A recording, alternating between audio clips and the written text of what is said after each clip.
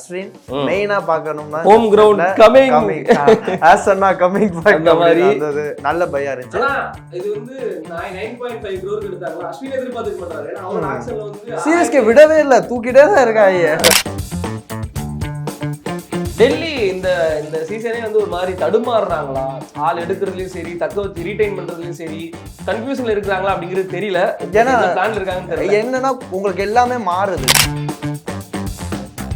வந்து David unsold ஆனது எனக்கெல்லாம் நெஞ்சல்ல புஷ்பா மிஸ் பண்ணிட்டோமே அப்படிங்கிற மாதிரி இல்ல. அவர் ஏன் சரி அன்சோல்ட் ஆயிட்டு, ஏன் அன்சோல்ட்னா, நான் ஏதாச்சும் ஒரு டீம் வந்து ஏற்றி விட்டு சப்போஸ் அவர் வந்து பட்ஜெட் இல்லை. ஏன்னா With just 10 lakhs, earn up to 5 lakhs per month, franchise opportunities with MetaMax, an award-winning digital store platform. Expensive பைலாம் நல்ல பேர். போல்ட் வந்து பிளான் பண்ண ஆர்ச்சருக்கு பிளான் பண்ணாங்க. ராஜஸ்தான் வந்து விடமாட்டோம். அதே ரேட்டுக்கு தானே இவரும் போயிருக்காரு. ராஜஸ்தான் என்ன 28 கோடி வச்சுக்கிட்டு நீங்க என்ன 12 கோடி இது போயிட்டு இருக்கீங்கிற மாதிரி இருந்துச்சு. எனக்கு நல்லா போயிட்டு இருந்துச்சு. அஸ்வின் மெயினா பார்க்கணும்னா ஹோம் கிரவுண்ட் கமிங் ஆசன்னா கமிங் அந்த மாதிரி வந்தது நல்ல பையா இருந்துச்சு. ஆனா இது வந்து 9.5 crore எடுத்தாங்களா, அஸ்வின் எதிர்பார்த்துக்க மாட்டாரு. ஏன்னா அவரோட ஆக்ஷன்ல வந்து விடவே இல்ல, தூக்கிட்டே தான் இருக்காங்க. செம்மையா இருந்துச்சு. வெங்கடேஷ் ஐயர் 23.75 crores கேகேஆர் எடுத்திருக்காங்க. இதை நான் எப்படி பாக்குறேன்னா, அவர் ஒரு நல்ல பிளேயர், அவரோட டேலண்ட குறைய சொல்ல முடியாது. பட் அமௌண்ட் பிரஷர் அவருக்கு வந்துரும். கரெக்ட்.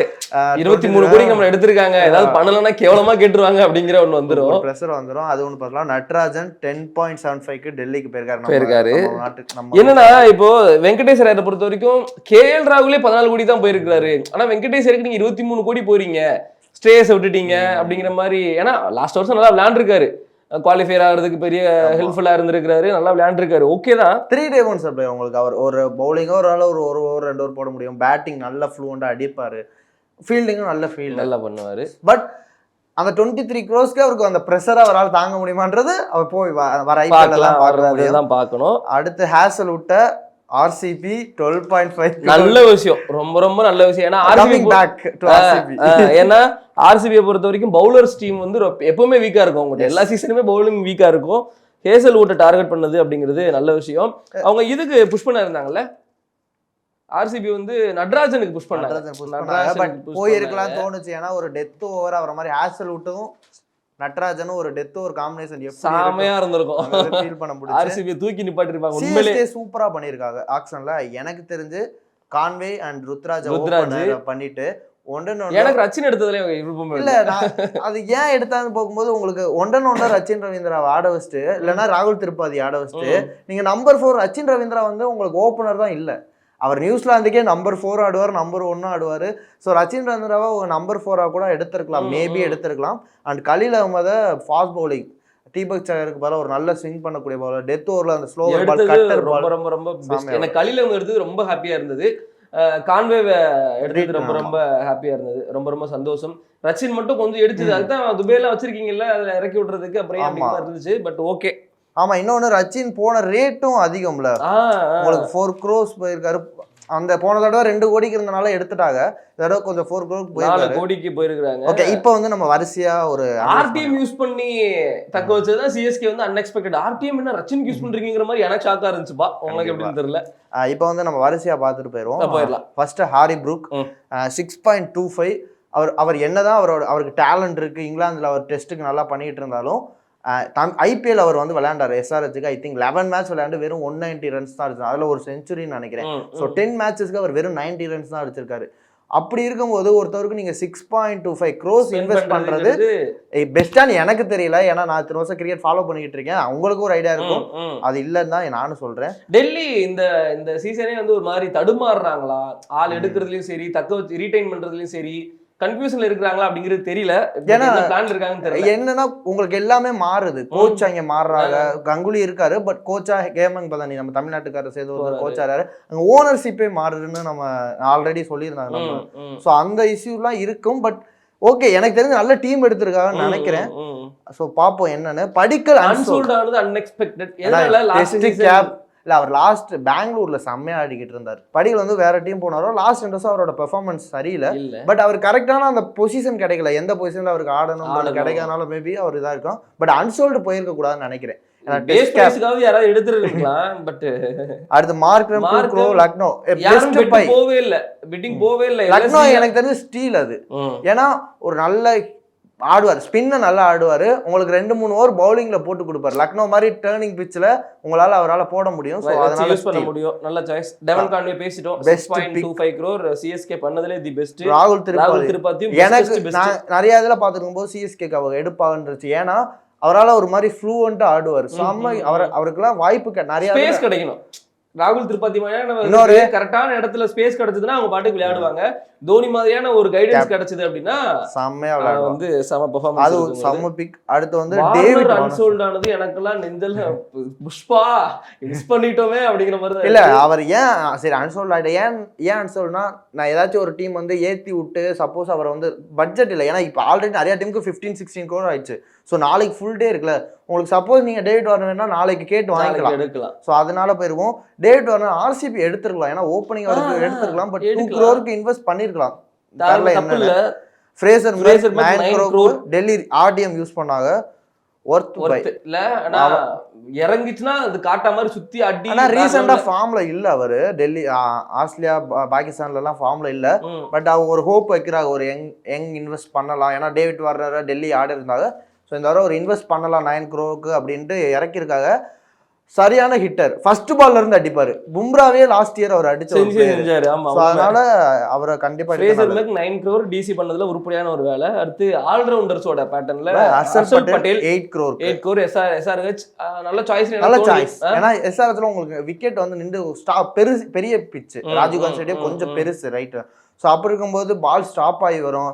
ஸோ அதில் ஹர்ஷல் பட்டேல் நல்லா போடுவார். இன்னொன்று கம்மின்ஸோட கேப்டன்சி கைடன்ஸ் இருக்கும், கண்டிப்பா நல்லா இருக்கும். ரச்சின் ரவீந்திரா அதான் கொஞ்சம் எக்ஸ்பென்சிவ் தான். 4 கோடிங்கிறது சென்னையை பொறுத்த வரைக்கும் கொஞ்சம் எக்ஸ்பென்சிவ். அதுக்குள்ள வேற பிளேயர்ஸ் நீங்க போய் பாத்துருக்கலாமா அப்படிங்கிற மாதிரி எனக்கு ஒரு ஐடியா இருந்துச்சு. அஸ்வின் 9.75 மீண்டும் வரார். எனக்கு தெரிஞ்சு தோனி அவரோட ஃபேர்வெல் தோனியோட இன்னொன்று அஸ்வினே உங்களால ஒரு 3 வருஷம் தான் ஆட முடியும். ஸோ அஸ்வினுக்கு ஒரு ரிட்டையர்ட் கொடுக்குறேன்னா சிஎஸ்கேல கொடுக்குற. இன்னொன்று நான் மண்ணின் மைந்தர், இன்னொன்று அவர் சிஎஸ்கே அகாடமிக்கு டைரக்டரா இருக்காரு. ஸோ அப்படிங்கும்போது அவரை கூப்பிடுறது நல்லதுதான். இந்திரன் சந்திரனோட காம்போலாம் பார்க்கலாங்கிற மீம்ஸ் எல்லாம் போட்டுட்டு இருக்காங்க. வேற லெவல். வெங்கடேஷ் பேசிட்டோம். ஓவர் பிரஷர் பட் நல்ல சாய்ஸ்னு சொல்லலாம்.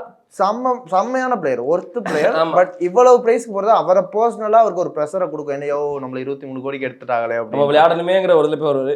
ஸ்டாயினிஸ் 11 கோடி எனக்கு ஓகேவா? Okay super. லக்னோ மிஸ் பண்ணதே ஏன் மிஸ் பண்ணான்னு தெரியல. பட் 11 crore ஸ்டாயினிஸ் மாதிரி பிளேயர் ஒரு ஆளா ஒரு மேட்சை முடிச்சு கொடுப்பாரு. சிஎஸ்கே ஏன் பேட்டிலுக்குள்ள வந்தாங்க? ஏன்னா சிஎஸ்கேக்கு அவர் மேல ஒரு பயம். போன வருஷம் ஒரே ஆள் நின்று சென்னையை கதிகளுக்கு வச்சிருவாரு. சேப்பாக்கில் அவருக்கு நல்ல ரெக்கார்ட் இருக்கு. உங்களுக்கு வந்து ஒரு 2 overs 3 overs பவுலிங்கும் போட முடியும். பவர் பிளேல போடுவாரு, மிடில் ஓவர்ல போடுவாரு. இன்னொன்று பேட்டிங் கிழிச்சு கொடுத்துருவாரு, பிரிச்சு மேஞ்சு பண்ணிடுவாங்க. ஆர்சிபி ட்ரை பண்ணாங்க, எடுத்துருக்கலாம் இல்லையா? ஆர்டிஎம்மும் இல்ல ஆர்சிபி எனக்கு தெரிஞ்சு நல்ல பவுலர்ஸ்ட போவோன்னு இருந்துட்டாங்கன்னு நினைக்கிறேன். எனக்கு தெரிஞ்சு ஏன்னா அவங்க எடுத்த ஹேசல் விட்டா இருக்கட்டும், அடுத்து நல்ல பவுலர்ஸ் எடுத்திருக்காங்கன்னு சொல்லலாம். அடுத்து மிச்சல் மார்ஸ் 3.4 கோடி. அப்படியே லக்னோ வந்து ஸ்டாயினிஸ்க்கு பதிலாக இன்னொருத்தரை ரீடைன் பண்ணணும்னு அப்படியே மிட்சல் எடுத்திருக்காங்க. ஆனா மிட்சலுக்கு ஒரே ஒரு இஷ்யூ, நல்ல பிளேயர், நல்ல புல்லர் ஆஃப் த பால், ஒரே ஒரு இன்ஜுரி அவருக்கு ப்ரோன் இருக்கு. ஸோ அவரால் 14 மேட்ச் ஆட முடியுமான்ற ஒரு கேள்வி லக்னோக்கு எழுந்திருக்கு. ஏன்னா ஆல்ரெடி மார்க்கண்டே வந்து மயங்க் யாதவ் வந்து அவங்க வந்து ரீடைன் பண்ணியிருக்காங்க. அவரு 140+ போடக்கூடியவர். ஆனா அவருக்கு ஒரே இது இன்ஜுரி ப்ரோன் இருக்கு. ஸோ லக்னோ ஏன் 2 இன்ஜுரி ப்ரோனை எடுத்துட்டு போறாங்க? இன்ஜுரி எடுத்து ஹாஸ்பிட்டல் மேட்ச் வைக்க போறீங்களா? அடுத்து ஒரு மேக்ஸ்வெல் 4.2 திருப்பி பஞ்சாப்க்கு போறாரு. சிஎஸ்கேவும் பேட்டிலுக்குள்ள வந்தாங்க பட் முடியல. ஒர்த்து பை எனக்கு தெரிஞ்சு பஞ்சாபுக்கு டீசன்ட் பை 4.2 டீசன்ட் பை. அவருக்கு ஆல்ரெடி விளையாண்டுருக்காருல பஞ்சாப். ஆமா ஆடி ஒரு 2018ல விளையாண்டுருக்காரு. மேபி திருப்பி அந்த ஒரு மேட்ச் வர பாக்க அப்பெல்லாம் பயங்கர ஃபயரா இருப்பாரா? ஐ திங்க் 2016 வெரியா இருப்பார் அப்பெல்லாம். சோ அடுத்து கீப்பர் 5 விக்கெட் கீப்பர்ஸ் வந்து டிகாக் 3.6, கேகேஆர் ரொம்ப கம்மின்னு நினைக்கிறேன். அவர் ரொம்ப கம்மியா போயிருக்காரு. கேகேஆருக்கு தேவை இருக்கு, அந்த இடத்துல ஓப்பனிங் வந்து தேவை இருக்கு. இன்னொன்னு எனக்கு ஏன் ஒரு கேகேஆர் தப்பு பண்ணிட்டாங்கன்னு தோணுது. பில் சால்ட்ட வந்து அவங்க 11.25 வரை எடுத்துருக்காங்க. இல்ல 11.25 வரை போனாங்க, கேகேஆர் போனாங்க. ஆனால் ஆர்சிபி எடுத்துட்டாங்க. கேகேஆர் ஏன் வந்து டிகாக்கு பதிலாக சால்ட்டே எடுத்துருக்கலாம், 3 crore எக்ஸ்ட்ரா போட்டுருக்கலாம். ஏன்னா டிகாக்கு வந்து உங்களுக்கு வந்து பில்சால்ட் உங்களுக்கு ஆல்ரெடி வந்து போன வருஷம் ஒரு இம்பாக்டை கொடுத்துருக்காங்க. நீங்க ஏன் டிகாக்கு போனீங்கன்னு எனக்கு தெரியல. ஏன்னா சுனில் நரேன் தான் ஓப்பனிங் ஆட போறீங்க. சுனில் நரேனும் லெஃப்ட், டிகாக்கும் லெஃப்ட். ஸோ அது வந்து என்னன்னு தெரியல. பட் அவங்களோட இதுதான் டெக்னிக்கல் இருக்கும். ஸ்ட்ராட்டஜி என்ன மும்பை போனாங்க. பட் 3.40 வரை போனாங்க. ஆமா ஆமா. பட் தாக்கு பிடிக்கல. Johnny Bairstow unsold. எஸ், ஃபார்ம்ல இல்ல இன்னொன்னு. பட் அவரால் பண்ண முடியும் தெரியல. நாளைக்கு மேபி போறதுக்கு வாய்ப்பு இருக்கு. ஃபில் சால்ட் பேசிட்டு 11.5 worth by RCB. Gurbaz 2C KKR worth. ஏன்னா ஒரு சரியான ஹிட்டர். அவரை மாதிரி ஒரு ஹிட்டர் வந்து ஆப்கானிஸ்தான் வந்து நல்லா ஹிட் பண்றாரு பால. இன்னொன்னு நல்ல ஃபீல்டரும் பண்ண நல்ல கீப்பிங் ஸ்கில்ஸ் வச்சிருக்காரு. ஸோ குர்பாஸ் யாரும் பெட்டிங் போவே இல்லை. கேகேஆர் தூக்குனாங்க, கேகேஆரோட முடிஞ்சிருச்சு, வேற யாரும் போல. அதான் சொல்றேன், ஒரு ஸ்டீல்னே சொல்லலாம் அவரை. நல்ல ஸ்டீல். இஷான் கிஷன் 11. நான் மும்பை எதிர்பார்த்தப்பா, கம்பல்சரி மும்பை எதிர்பார்த்த ஒரு 15 கோடி வரைக்கும் மும்பை ஸ்பெண்ட் பண்ணுவாங்க அவருக்கு. மும்பை ஆக்ஷன்ல பண்ண ஒரே நல்லது 3.75 க்ளோஸ். சந்தோஷமா இல்லைங்க.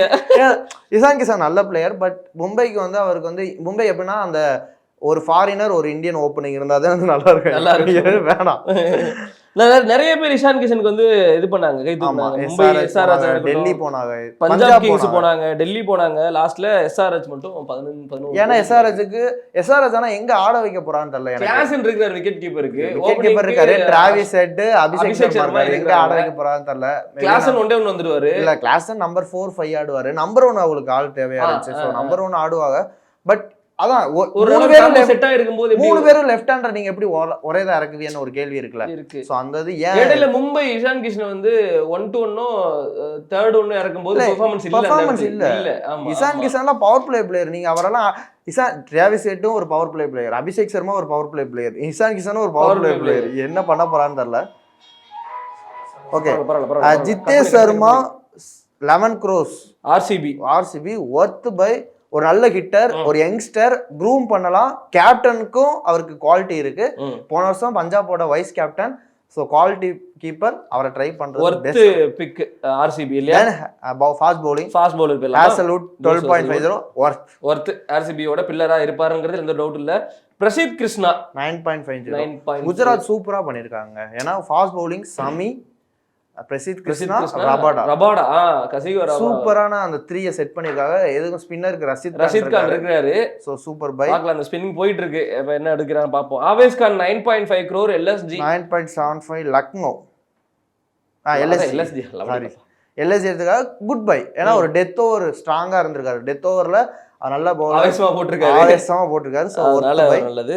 ஆண்ட்ரி நார்கியா மும்பை நீங்க போவீங்க நினைச்சேன். எப்படியும் இல்ல, நீங்க வான்கடையில நார்கியா மாதிரி பவுலர் வச்சா அடி பொளந்துருவாங்க. ஆமா, டைரக்டா பால் குத்தி நேரா பேட்டுக்கு வர போடுறாங்க. அதனால கேகேஆர் பிட் பண்ணிருக்காங்க. Super buy. எனக்கு தெரிஞ்சு கேகேஆர்ல கொல்கட்டால செட் ஆகும். ஆர்ச்சர் 12.50 திருப்பியும் ஆர்ஆருக்கு போறாரு. நான் இது ஆர்சிபி நினைச்சேன். இல்ல, அவருக்கு என்னன்னா நல்ல பவுலர், நல்லது. இப்ப ரெகுலரா இங்கிலாந்துக்கு ஆடிக்கிட்டு இருக்காரு. பட் இன்ஜுரி வந்துருச்சுன்னா நீங்க 12.5 crores நீங்க வேஸ்ட். ஏன்னா மும்பை ஒரு தடவை 9 crores இன்வெஸ்ட் பண்ணி அது அப்படியே போச்சு.